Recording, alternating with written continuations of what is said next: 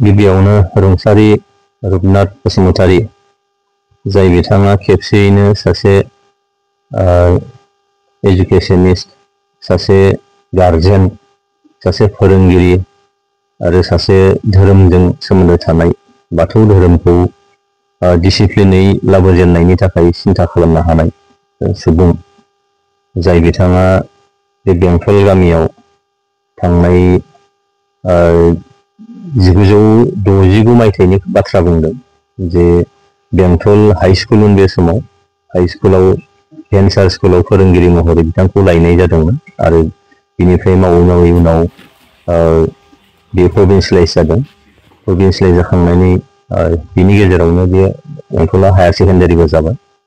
दा बिथाङा नै दाखालि 16 मार्च खालि 2025 रुंसारि जादों आरो बिथांनि रुंसारि जानाय समाव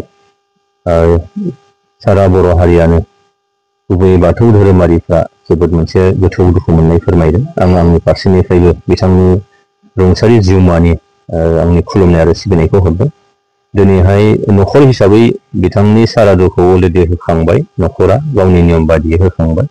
नाथाय दिनै राजुहुवा भाबै जोंनि बिटिआर सरकारनिफ्राय बिथांनि सन्मान होनानै बिथाङा जिथु जोंनि बे ओनसोलनि सुबुं धोनमोन, बिथाङा हारिजों लोगोसे बे ओनसोलनि सुबुं धोनमोनखाय बिथांखौ सन्मान होनानै न'खराल' हारसिङै खुंब्ला हयथ' बेयाव बारा मिनिंफुल जाया, बेनिखायनो बिटिआर सरकारनिफ्राय मानगोनां चिफ प्रमद बर' बिथांनि हास्थायनाय बायदियै दिनैहाय राजुहुवा भाबै आरोबाव लानानै बिथांनि सारादुखौ खुंफुंनो लानाय जादों। दिनैनि नैबे समाव आं बिथांनि रुंसारि जिउमानिसिम आंनि गोसो गोरबोनि खुलुमनाय आरो सिबिनायखौ बावदों।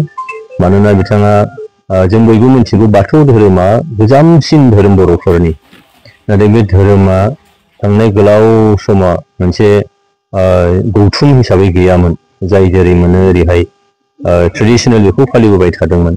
बेखौ आंनि मिथिनायाव 1990 मायथाइसो जानांगौ। बे सम 1992 मायथाइयाव बिथाङा बाथौ गौथुम हिसाबै बिथाङा दादों आरो बे दाखांनायनि उननिफ्राय दिनै बाथौ गौथुमा जोबोद मोजाङै खामानि मावदों। डिसिप्लिननिफ्राय लानानै गासैबो बुस्थुफोरखौ बेजों सामलायबाय थानाय जादों। बेनिखायनो बे गेदेमाया दिनैहाय जाय बर' हारि होननानै बुङोबा बाथौजों मोनथिजायो।